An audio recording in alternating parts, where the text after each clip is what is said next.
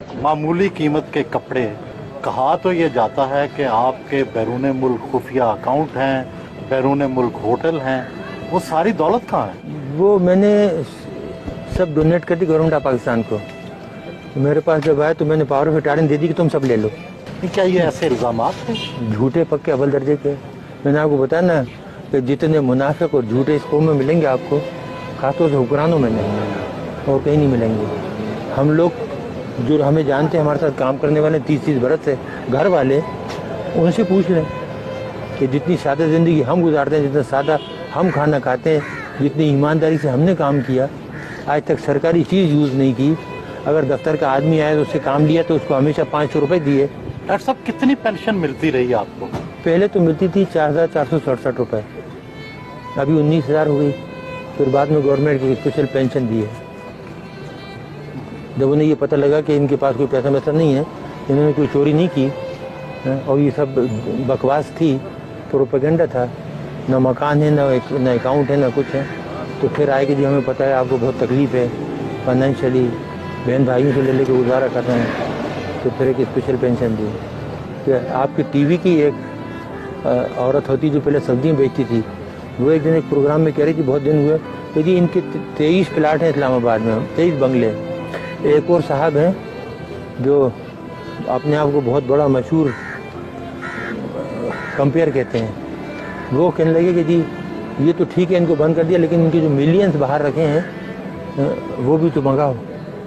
तो कितने प्लाट आपके हैं इस्लामाबाद में? पूरा इस्लामाबाद, पूरा पाकिस्तान मेरा नहीं, वैसे जहाँ जैसे आपकी जाती मलकियत कितने हैं? मेरी जाती मलकियत जो घर आपने देखा था वो है, और एक बनी गला में जो हमने बनाया था, और उसके कागजात मौजूद हैं, पैसे जिस तरीके से हमने लगाए। ये इल्जामात क्यों लगाए? इस मुल्क में झूठ बोलना, दरोगोई तो कामन है ना, जिस पे जो सा इल्ज़ाम लगा दो। जो चोर हैं, डाकू हैं, उन पर इल्ज़ाम नहीं लगते। वो साहूकार हो तो उनकी सफाई पेश होती है कि नहीं वो तो बहुत ही ईमानदार हैं, नौमौलूद बच्चे की तरह हैं।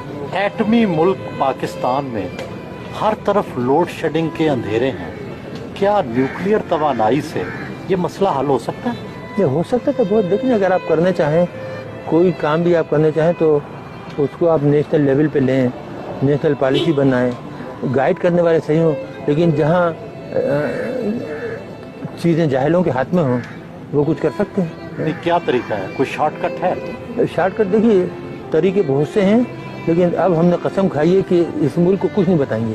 जो हमने बताया उसका जो सिला मिला ना, अब उसके बाद कोई सलूशन, कोई हल नहीं बताएंगे किसी को। आप नाराज़ हैं लोगों से? लोगों से तो नाराज़ नहीं है, लेकिन एहसान फरामोश से तो नमक हराम से नाराज़ है। आवाम से नाराज़ नहीं है, आवाम तो बेचारे बहुत मोहब्बत देते हैं।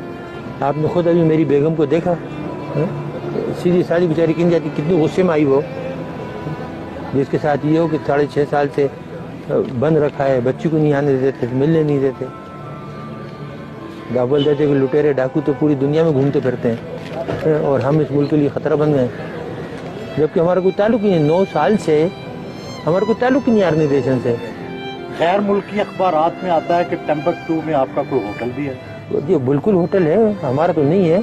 हमने तो गरीब को बना के दिया था बेचारे का, वो बेहद गरीब था, मुसलमान था, बेहद गरीब लोग हैं। हम सब ने मिल के 8-10 आदमी ने चंदा करके, तो तकरीबन $50,000 थे, उसको वहाँ उसने जगह ली थी और उसको उसने बनाया। अगर हमारा तो हमारे पास वहाँ से पैसे आते कि नहीं आते, और हमें वहाँ बनाने की ज़रूरत पड़ी थी। अगर हमें बनाना होता तो यहाँ इस्लामाबाद में 1-2 घर खरीद के उससे आमदनी नहीं कमाते। डॉक्टर साहब, जिंदगी में किसी बात का पछतावा भी है? इस कौम के लिए काम करने का।